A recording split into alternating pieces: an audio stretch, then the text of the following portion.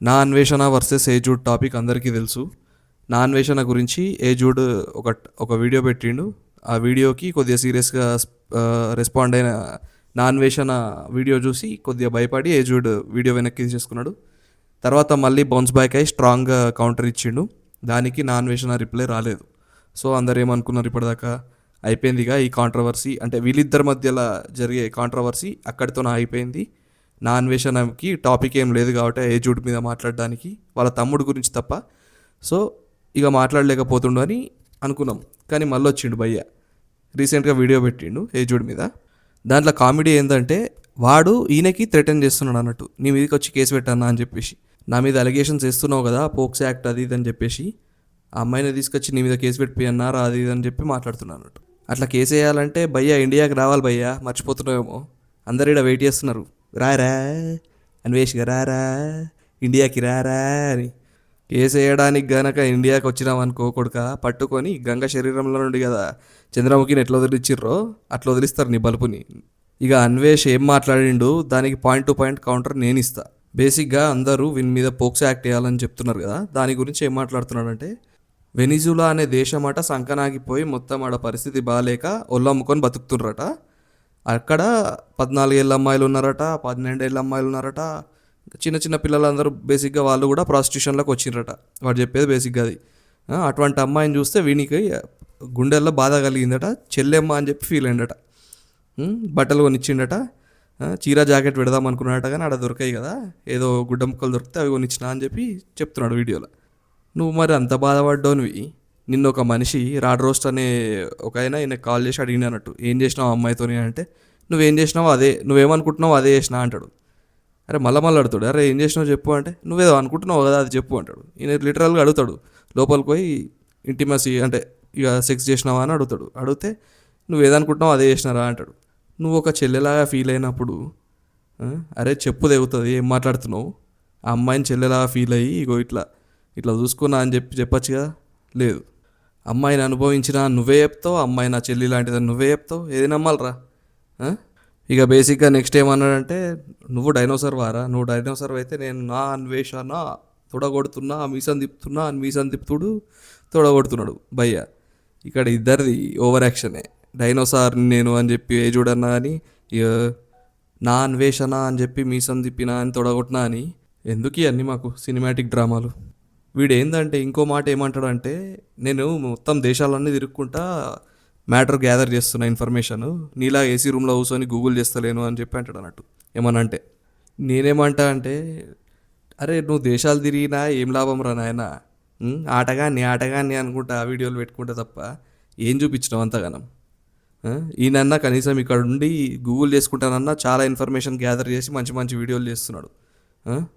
ఎప్పుడన్నా చూసినావా ఆయన వీడియోలు చూసినావా, ఎంత ఇన్ఫర్మేటివ్గా ఉంటాయో, ఎంత కష్టపడన్నో. టీం ఉంటే ఏమవుతుంది ఆయనకి, ఫాల్స్ ఇన్ఫర్మేషన్లు అయితే ఇస్తలేడు కదా, అమ్మాయిలతో తిరుక్కుంటే ఆటగాన్ని అని చెప్తలేడు కదా. ఈ ఇంకో మాట ఏమన్నాడంటే, సీతమ్మ గురించి టంగ్ స్లిప్ అయినా నేను సారీ చెప్పిన, అయినా అన్న మీద పడుతున్నారు కదరా కుక్కల్లాగా అది ఇది అనుకుంటా అందరి గురించి అన్నట్టు, బేసిక్గా అందరి గురించి అన్నట్టు. మరి నేను తెలియక ఒకటి అడుగుతా, ఫస్ట్ అసలు నువ్వు కాంట్రవర్సీలకు ఎంటర్ అయిందే ఎట్లరా, శివాజీని అనుకుంటా. శివాజీని అమ్మ నా బూతులు తిట్టుకుంటా, శివాజీ మాట్లాడిన మాటలకి, అంటే బట్టలు వేసుకొని సామాన్లు కనబడతాయి అని చెప్పిన మాటలకి ఆయనను బండ బూతులు తిట్టుకుంటా చేసినావు వీడియో. అందుకు కదా నువ్వు ఈ సీన్లోకి ఎంటర్ అయింది, అసలు ఈ కాంట్రవర్సీలోకి ఎంటర్ అయింది. మరి అది నువ్వు ఎప్పుడు చేసినావు వీడియో, శివాజీ సారీ చెప్పినాక. అంటే నీకో న్యాయం పక్కనోడుకో న్యాయమా. పోనీ సారీ ఫీల్ అవుడు, ఇద్దరిది కన్సిడర్ చేసుకుందాం. ఆయన సారీ ఎట్లా చెప్పిండు, నువ్వు ఎట్లా చెప్పినావు. ఆయన సారీ ఆయన మీన్ చేస్తున్నట్టు చెప్పిండు, నువ్వెట్లా చెప్పినావు సారీ చెప్పుకుంటా మళ్ళా ఓ ఫోన్ తీసుకొచ్చి ఓ దీనికి సీత అని పేరు పెట్టుకున్నా, ఓ ఫ్రూట్ తీసుకొచ్చి బత్తాయి గాళ్ళు అనుకుంటా, ఈ యారా సారీ చెప్పే విధానాలు.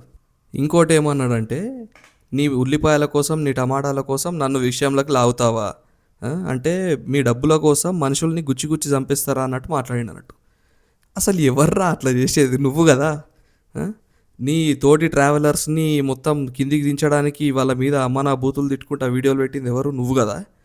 నీ వీడియోస్ పెంచుకోవడానికి, నీ సబ్స్క్రైబర్స్ పెంచుకోవడానికి. నీకు అసలు అన్నిగానం సబ్స్క్రైబర్స్ ఎట్లా వచ్చిండ్రు అంతమంది, ఈ కాంట్రవర్సీస్తోనే కదా.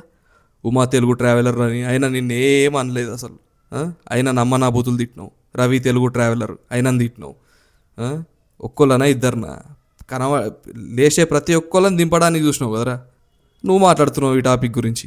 ఇంకో మాట ఏమంటున్నాడంటే, నేను మన పురాణాల గురించి వీడియోస్ చేసిన, మొత్తం ఇండియా తిరిగి ఇండియాలో టెంపుల్స్ అని చూపించిన, బయట కంట్రీస్లలో కూడా టెంపుల్స్ అని చూపించిన, రెస్పెక్ట్ ఇవ్వాలి కదా మరి అట. ఒక హిందువు మీద హిందువు యుద్ధం ఆట. యుద్ధం మొదలుపెట్టింది ఎవర్రా? బత్తాయిలు అనుకుంటా ఎవర్రా చేసింది? నువ్వే అన్నాని మళ్ళీ అవతలోని మీద వేసేస్తావు మాటలు, నాకు అర్థం కాదు. టెంపుల్స్ అన్నీ చూపిస్తే ఒక శివాలయంకి పోయి ఆడ చెప్పులు వేసుకొని పోయి దేవుణ్ణి ముట్టినవాట, మరి దాన్ని ఏమంటారు? రెస్పెక్ట్ ఇవ్వాలా నీకు? నువ్వు మాత్రం ఇయ్యకు, దేవుళ్ళైనా ఎవరైనా రెస్పెక్ట్ ఇయ్యకు, నీకు మాత్రం అందరు ఇవ్వాలి. నువ్వు యూట్యూబ్లోకి వచ్చి మహాభారతాలు భగవద్గీతల వీడియోలు చేసుకొని ఇక ఏ దేవుడినైనా తిట్టచ్చా? నీకు లైసెన్స్ వచ్చేస్తుందా? మళ్ళీ ఇంకోటి ఏం చేసిండంటే, ఒక బత్తాయిని ఇంగ్లీష్లో ఏమంటారు అంటే స్వీట్ లెమన్ అంటారట. అది పక్కకు పెట్టినట్టు ఫోటో ఇట్లా. బత్తాయి అంటే మనకు మామూలుగా తెలుసు కదా, సంత్రా అంటే ఆరెంజ్, బత్తాయి అంటే గ్రీన్ ఉంటుంది, మనం ఇట్లా పిండుకొని తింటాం కదా, అది బత్తాయి. అది నాకేంది చిన్నపిల్లలకు కూడా ఎప్పటి నుంచో తెలుసు అది.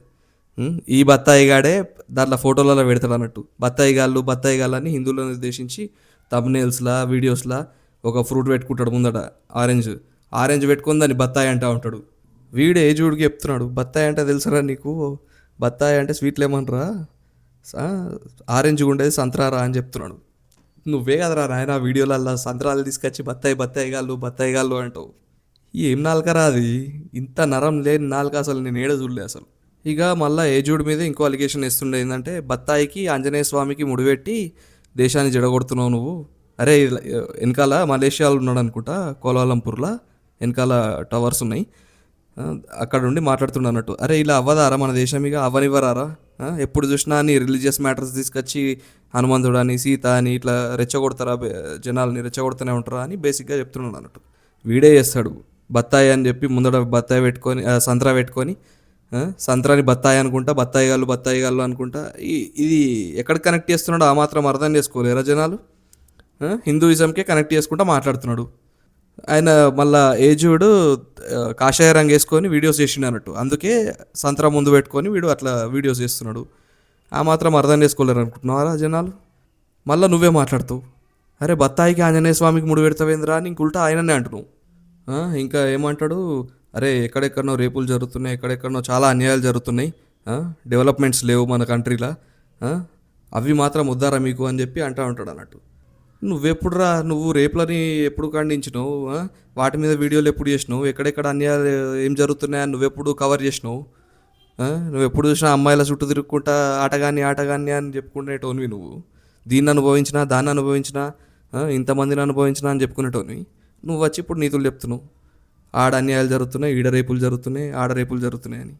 ఇంకేమంటాడంటే, అరే బూతు అని ఒక మాట తీసేస్తే నేను హీరోని రాట, అని లోపల తప్పులు ఎంచడానికి కూడా ఏం లేవట, 99.99% వాడు గ్రేట్ అట. ఆ బూతు అనే పదం తీసేస్తే ఇక 2026లో అసలు బూతులు మాట్లాడాడట. చూద్దాం ఎంతవరకు. ఓన్లీ లాజిక్తో కొడతాడట, లాజిక్తో కొడితే ఇక మిగతా వాళ్ళు గిలగిలా కొట్టుకోవాలట.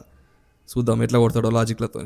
ఈ వీడియోలోనే ఉన్నాయి సగం లాజిక్లెస్ మాటలు, ఇంకా వీడు లాజిక్ గురించి మాట్లాడుతున్నాడు. ఇంకో మాట ఏమంటాడంటే, అసలు అన్వేషణ తోపు దమ్ముంటే ఆపు అని ఎందుకంటారో తెలుసా తెలుగు వాళ్ళు? ఇంతమంది కుక్కలు అరుస్తున్నా కానీ నా మీదికి తొడగొట్టి మరీ చెప్తున్నా కదా నేను, తొడగొట్టి మరీ నిల్చున్నా కదా నేను అని చెప్పి అంటాడు అన్నట్టు. అంత దమ్మున్నవైతే ఇండియాకి వచ్చి మాట్లాడు కదా, ఇండియాలో ఉండి చేయి వీడియోలు. బయట దేశాలలో ఎక్కడనో ఉండి ఇండియా గురించి వీడియోలు ఎందుకు చేస్తున్నావు?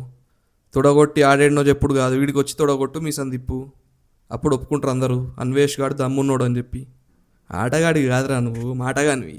నీ స్లాంగ్లో చెప్పాలంటే మాటగానివి.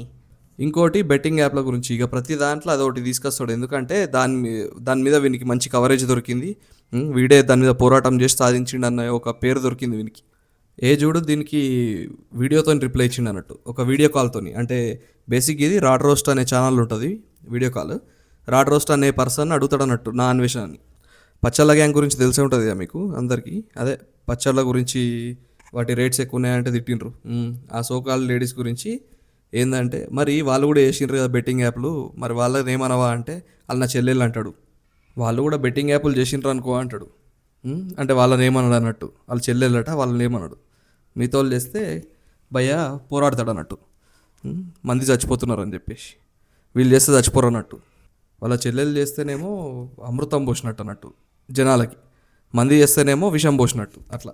వీడితో పెట్టుకున్న వాళ్ళట దుబాయ్ వారిపోయిన వాళ్ళు ఉన్నారట, దేశం వదిలి పారిపోయిన వాళ్ళు ఉన్నారట. వీడే బయట తిరుగుతున్నాడు భయపడి.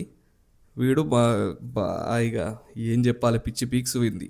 ఇక ఇంకోటి చెప్తున్నాడు, వచ్చినాక స్టార్టింగే ఎంసీఎన్ అనే సంస్థ మీద పోరాడినా, ఇప్పుడు ఒక్క యూట్యూబర్ కూడా ఎంసీఎన్ వాడతలేడు అది అని చెప్పేసి. స్టార్టింగ్ ఒకసారి చరిత్రలు తవ్వండి, వెనకకు పోండి, పోతే వీడే ఎంసీఎన్ యూజ్ చేసిండు. ఎంసీఎన్లో వీడే జాయిన్ అయ్యిండు, వాళ్ళ హెల్ప్ తీసుకున్నాడు. ఇక లాస్ట్కి ఏదో వార్నింగ్ ఇస్తున్నాడు, రాబోయే రోజులలో బత్తాయిలను నిండేస్తాడట. ఏం పెడతాడో చూద్దాం. ఇది నేను ఈ వీడియో ద్వారా చెప్దాం అనుకున్నది. అట్లనే ఏజూడ్కి కూడా ఒక సజెషన్ ఇంతకుముందు ఆల్రెడీ ఇచ్చిన నేను ఇంతకుముందు వీడియోలో. వీని గురించి క్లియర్గా నువ్వు ప్రతి వీడియోలో ఎట్లా ప్రతి టాపిక్ని విశ్లేషించి దాని గురించి ఒక వీడియో చేస్తావో అట్లనే ఒక టీంని పెట్టు. నీకు టీం ఉంటుంది అది ఇది అన్నాడు కదా వాడు. టీంని పెట్టు, వాని మీద ఒక టీంని పెట్టి వాని గురించి మొత్తం ఇన్ఫర్మేషన్ రాబట్టి వాని మీద ఒక మంచి వీడియో చేసి జనాల కళ్ళు తెరిపించు. చలో ఇది గైస్ నేను ఈ వీడియోలో చెప్పాలనుకున్నది. వీలైతే సబ్స్క్రైబ్ చేసుకోండి ఛానల్కి. Thank you for watching.